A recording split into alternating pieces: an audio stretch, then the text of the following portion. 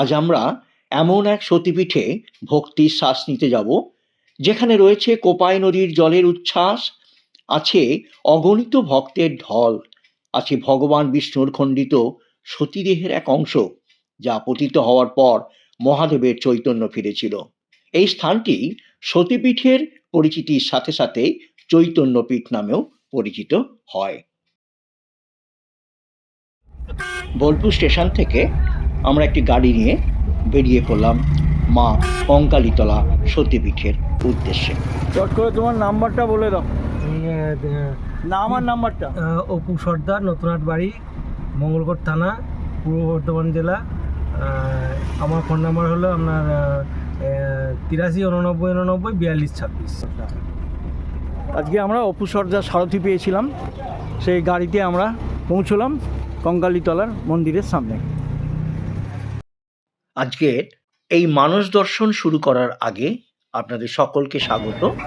চলুন দেখে নিই আমাদের এই সতীপীঠের বিভিন্ন বিবরণ, কোথায় পূজার উপকরণ পাবেন, কীভাবেই বা পুজো দেবেন, ভোগ প্রসাদই বা কীভাবে পাবেন, এই সমস্ত তথ্য নিয়ে আমরা হাজির হব আপনাদের সামনে।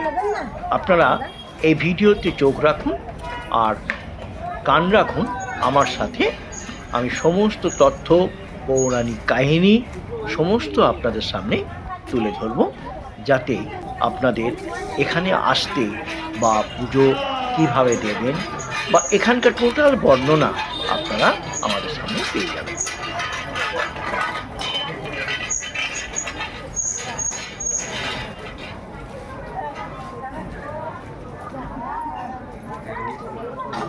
প্রবেশ করেই অন্য দেবস্থানে যেমনটি দেখা যায়, এখানেও দেখা গেল বেশ কিছু আর্ত মানুষ তাদের জীবন কাটানোর জন্যই ভক্ত সমাগমের উপর নির্ভরশীল। সারি সারি দিয়ে তারা বসে আছে, সারাদিনের অন্ন কিছু পাওয়ার, মায়ের ভোগ কিছু পাওয়ার, ভক্ত সমাগম যদি তাদের কিছু দান করে তাতেই তাদের জীবন ধারণ করা সম্ভব। এখানে বেশ কিছু প্রাচীন বৃক্ষ, যা এই শক্তিপীঠের সঙ্গে বিশেষ বৈশিষ্ট্য বজায় রেখেছে। লক্ষ্য করলে দেখা যায় মন্দিরের উপরের অংশে নীল সাদাতে বেশ কিছু চিহ্ন রয়েছে। সামনেই সেই কুণ্ড যেখানে সতী দেবীর ক্যাকাল বা কঙ্কাল পড়েছিল। এই পুণ্য কুণ্ডে স্নান করা সম্পূর্ণ বারণ। এ ব্যাপারে প্রশাসনের পক্ষ থেকে বিশেষ সতর্কীকরণ করা আছে। এখানে মোমবাতি জ্বালানোর নির্দিষ্ট জায়গা, মন্দিরের বাইরের দিকটা বেশ প্রসারিত। এই কুণ্ডটি দেখছেন, এখানেই সেই মায়ের কোমর বা ক্যাকাল পড়েছিল, যা থেকে এই পীঠের নামকরণ কঙ্কালীতলা সতীপীঠ। মন্দিরে প্রবেশদ্বারে সামনে বেশ কিছু গাছও রয়েছে। এই যে নীল সাদা যে চিহ্নগুলি, এটি 51টি সতীপীঠের স্থানের নির্দেশ করে থাকে।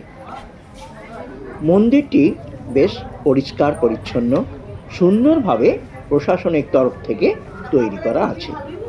আমরা মায়ের গর্ভগৃহের দিকে এগিয়ে চললাম। মাকে প্রণাম জানিয়ে আমরা আমাদের বাকি পরিক্রমণ করতে থাকব। এখন কিছু তথ্য আপনাদের দিয়ে রাখি। এই জায়গাটি আসবেন কিভাবে, পুজোর উপকরণ কোথায় পাবেন, ভোগ প্রসাদ কোথায় পাবেন। আসতে গেলে আপনাদের আসতে হবে বোলপুর স্টেশনে। হাওড়া থেকে বোলপুর থেকে প্রায় 9 কিলোমিটার দূরে আমাদের এই কঙ্কালীতলা সতীপীঠ।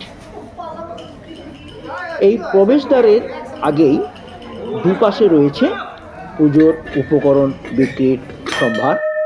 সেখান থেকে আপনার মাকে প্রসাদ চড়ানোর জন্যে নির্দিষ্ট মূল্যে প্রসাদ নিয়ে এসে পুরোহিতের কাছে দিলে তিনি আপনার মনস্কামনা জানিয়ে পুজো দিতে সক্ষম হবেন। ভোগ প্রসাদের ক্ষেত্রে এখানে সকাল 10টার মধ্যে আপনি কুপন কেটে নেবেন। ভোগ প্রসাদ শুরু হবে 1টা থেকে। এবার চলুন আরো কিছু চিত্র আমরা দেখে নিই। এখানে এই গাছটি, এখানে আপনি কিছুক্ষণ সময় কাটিয়ে মায়ের কাছে আপনার মনস্কামনা জানাতে পারেন, কিছুক্ষণ মনে শান্তিও রাখতে পারেন এই গাছের তলায় বসে। এখানে ভক্ত সমাগম, অনেকেই এই গাছের তলায় বসে তাদের মনস্কামনা মায়ের কাছে নিবেদন করেন। এই কঙ্কালীতলা সতীপীঠের আরো কিছু বৈশিষ্ট্য আছে, চলুন আমরা আরো কিছু তথ্য জেনে নিই। এই কঙ্কালীতলা সতীপীঠে, যা কোপাই নদীর তীরে অবস্থিত এবং এখানে দেবী বেদগর্ভা রূপে পূজিত হন আর রুরু ভৈরব তার রক্ষক। মূল আকর্ষণ একটি কুণ্ড, যেখানে দেবীর কোমরের অংশ নিমজ্জিত আছে বলে বিশ্বাস করা হয়, যা অলৌকিক ও পবিত্র। এই পৌরাণিক তত্ত্বে জানা যায়, দক্ষযজ্ঞের পর মহাদেব সতীর দেহ বহন করার সময় সতীর দেহের অংশ এখানে পড়েছিল, যেটি কোমর বা ক্যাঁকাল, যা থেকে এই পীঠের নামকরণ। এখানে ভৈরব রক্ষক হলেন রুরু ভৈরব। এখানে মন্দির সংলগ্ন একটি পবিত্র কুণ্ড রয়েছে, যার জলে দেবীর কোমরের অংশ নিমজ্জিত আছে।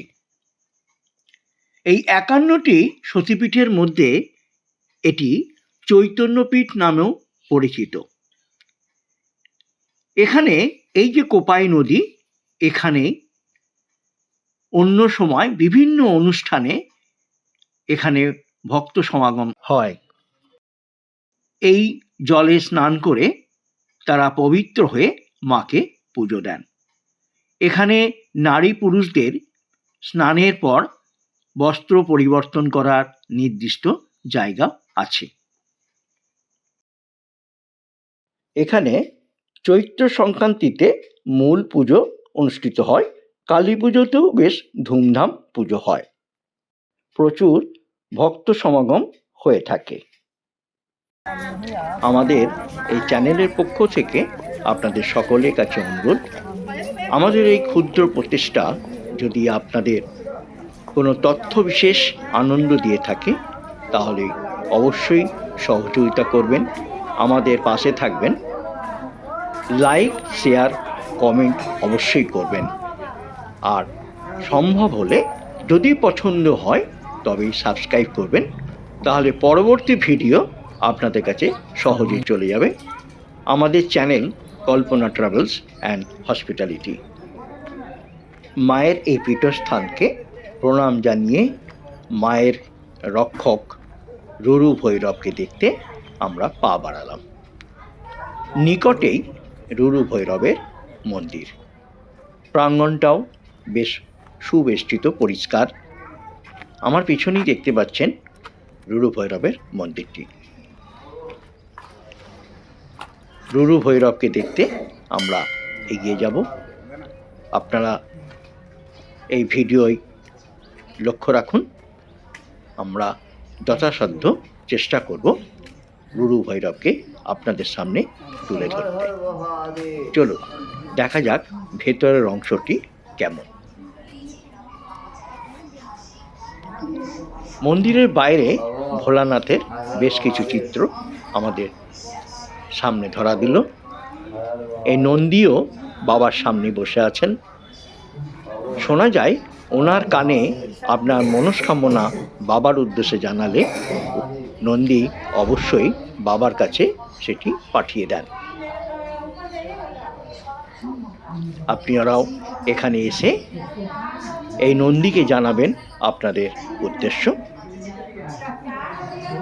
মনস্কামনা নিয়ে অবশ্যই আমরা বাবার এই মন্দিরের ভেতরে ঢুকলাম।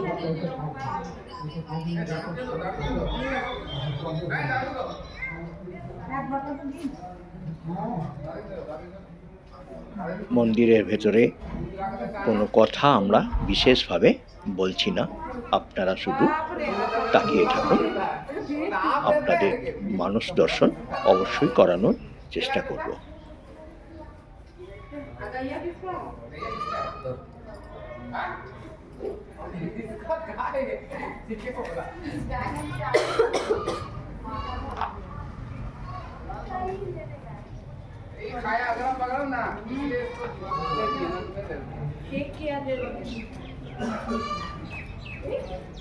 এই রুরু ভৈরবের কাছে আমরা এসেছি এবং ওনার উদ্দেশ্যে আমাদের সকল মনোকামনা জানিয়ে আমরা পুজো দেওয়ার চেষ্টা করব। পুরোহিতের মাধ্যমে আমাদের মনস্কামনা রুরু ভৈরবকে জানাবো। ओम त्र्यंबकम जटामहि सुगंधि पुष्टिवर्धनम उर्वारुकम मेघवर्धना मृत्युर्मोक्ष मामृता ओम नमः शिवाय ओम नमः शिवाय ओम नमः ভৈরবের কাছে প্রণাম জানিয়ে আমরা এগোবো মায়ের ভোগ প্রসাদ গ্রহণ করতে।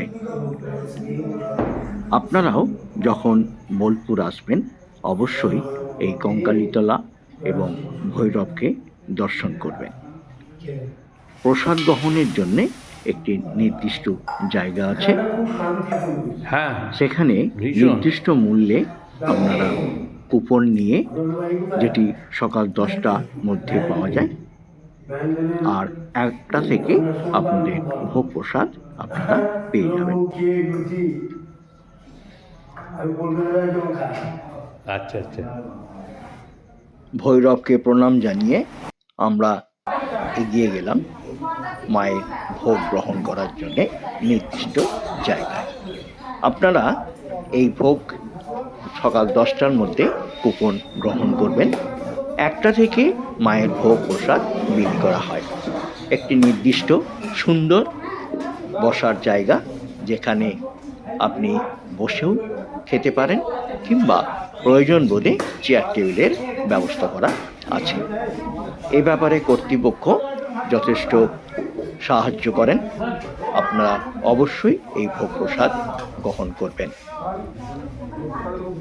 সবশেষে আপনাদের সকলকে ধন্যবাদ আমাদের সঙ্গে থাকার জন্য।